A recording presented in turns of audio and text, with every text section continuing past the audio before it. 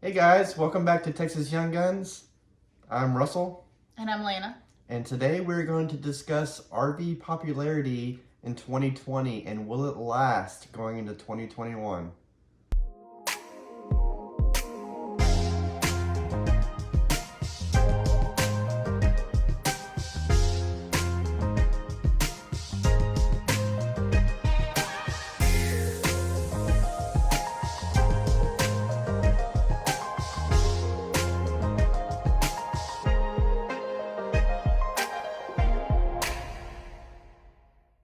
So obviously you guys have seen in 2020 the huge increase in RV popularity, whether you browse Facebook, Instagram, the news, whatever. It's pretty obvious that RVs have become really popular in 2020. And obviously, let's get the big reason out of the way. Obviously, it's because of COVID-19 and the ease of travel in these times that we're in. So I think when all of this quarantining, lockdown, stay at home started, people thought, oh, we're gonna have to stay at home for 6, 8, maybe 8 weeks, and then everything will return back to normal. But in fact, that's not what happened. And after people got off I think people were actually some people were excited to work from home. And you got to hang out in your comfy pants all day, and it was kind of like that new toy. It was exciting at first, but then it got real old real fast, and the four walls of your house really started caving in quickly. Yep. But we couldn't go anywhere essentially. Did you want to risk going to a hotel where you don't know who was there and how everything's been cleaned? Certainly hard to fly anywhere. Lots of places got shut down, like our trip over the summer to Canada was shut down because we couldn't go to Canada. Yep. So people, once your four walls of your house started to close in very quickly, and especially if you have kids, they still wanted to do stuff during the summer, but how were you going to do anything? And I think that's when the idea of traveling by RV really started to get into people's minds, and they started researching it and figured that this traveling by RV was probably the safest way to get around in these times. Yeah, because in COVID-19, obviously the key phrase is, isolating or quarantining, whatever phrase you want to use. And RV traveling, you don't have to interact with anybody else. It's just you and your family, which you're going to do anyway. So yeah, and you have all of your comforts from home essentially. You're stocked with your own dishes, your own sheets. You're the one who cleans it. You're the one who maintains it. You can even travel with your pets if you want to. So this was really, traveling by RV was the thing to do in these times. So what does all this new popularity mean specifically for the RV industry? Well, obviously sales are insane. Dealers can't even keep RVs in stock. More specifically, it's not really Class A's. In case you're new to RVing, Class A's are like the big diesels or the big gas ones, the big boxes you see going down the road. No, the main ones that have been selling are the trailers, and maybe the smaller Class B's. And Class B's are like the small van styles, and so forth. And the reason why I think that those are popular is because these are new RV people. See, if you're new, you're gonna be, tend to buy the trailers, because one, they're cheaper, but two, that that's kind of what RVing is really most popular for. And then the people who generally been in it for a little bit tend to move to Class A's or something else for the most part. Not all scenarios. Yeah, we just jumped into the big yeah, ones. So. Yeah, we dove into the big diesel pusher. But what this means for the industry is that there's a huge influx of people getting into RVing. That means not only is RV sales through the roof, but demand is through the roof. Supplies are being taxed to the limit, because you have to remember, if all the inventory sells, they also have to keep making them. And with COVID, a lot of factories are down, a lot of manufacturing. Even the ones that have come back to this day are somewhat hindered by the new rules and regulations. We all know that. We're not really getting our Amazon Prime packages in 2 days, are we? No, but it is getting better, I guess. Yeah, getting a little better. But as we go back and think about this, we bought our motorhome, and you can go back and watch the video, in February, like mid-February. Mm-hmm. And I know we shut down like March. So we literally had our motorhome for 1 month before this all kind of escalated quickly. Well, give us lots of time to work on projects on it. It did. So we, you know, as we were watching everything, we actually saw like what used trailers and motorhomes and, you know, the Class A's to C's were going for. And we actually were like, wow. We had actually thought about, wow, if we were trying to purchase this exact motorhome, Bluebonnet, what we have now, if we were trying to purchase it during COVID times, the increase in price of what we would have to pay is kind of scary to think about. Actually, we bought our, like she said, we bought our RV a month before COVID. If we wanted to, because of this huge popularity, we could have made a killing on our motorhome. In fact, we had an RV dealer. This is a true story. He pulled up in his Escalade in our driveway, not once, but twice a month later, trying to buy our motorhome. Obviously, because it has a pretty blue color, I think it would have sold quickly if I was a dealer, but it's crazy times.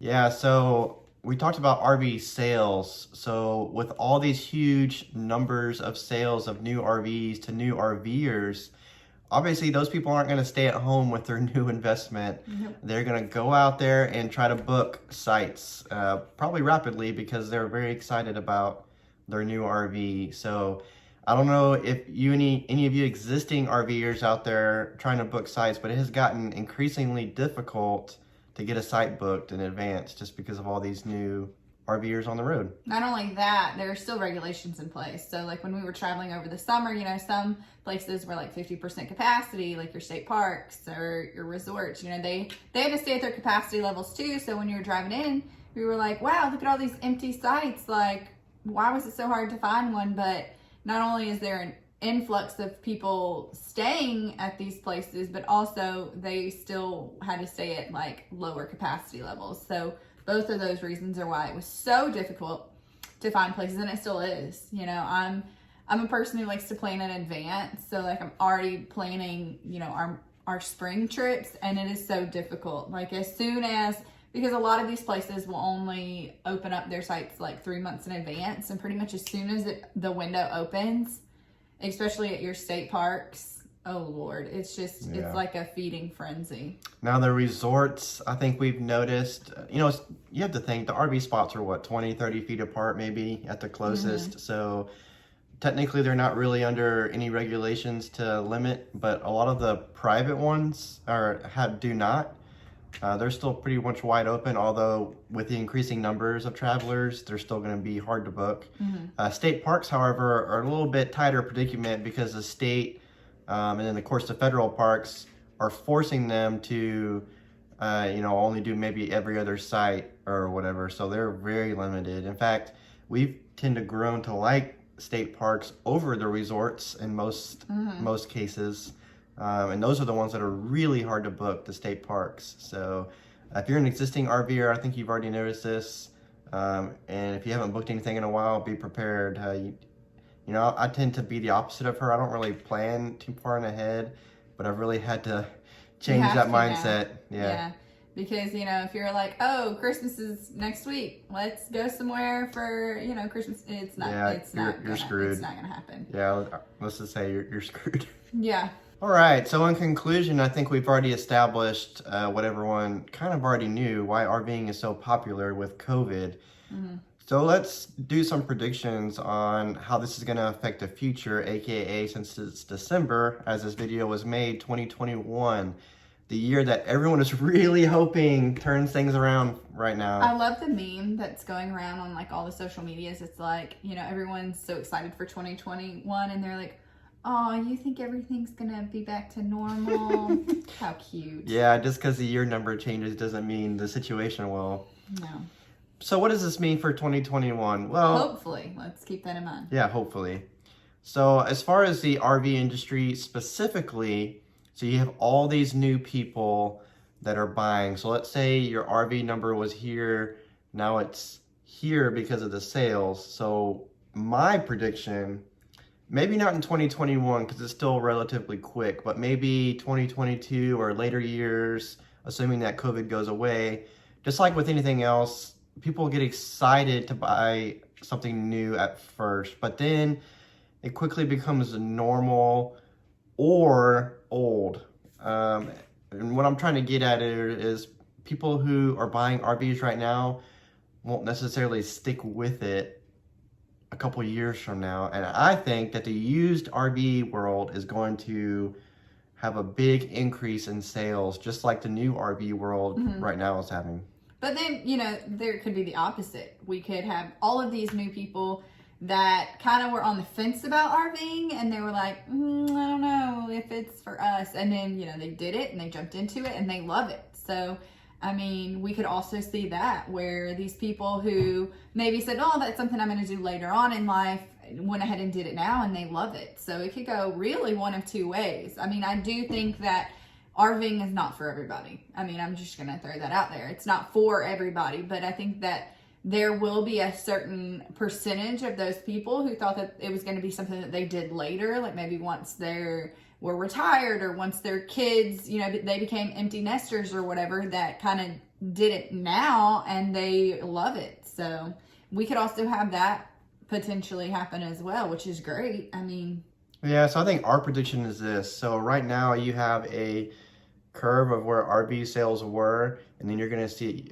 you've already seen a huge increase in sales. So this is the RV world. I think within the next couple of years, you're going to see it come do this. Maybe not as low as it used to be. And then when the used RV market goes and RVs become more affordable for others, I think you'll see another increase.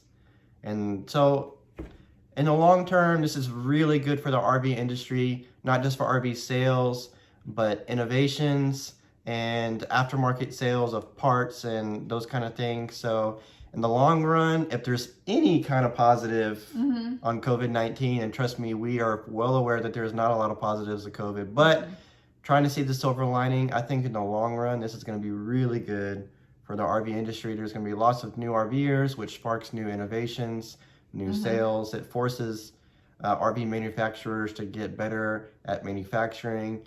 It forces them to do more research and innovate. I think this would be really good for us.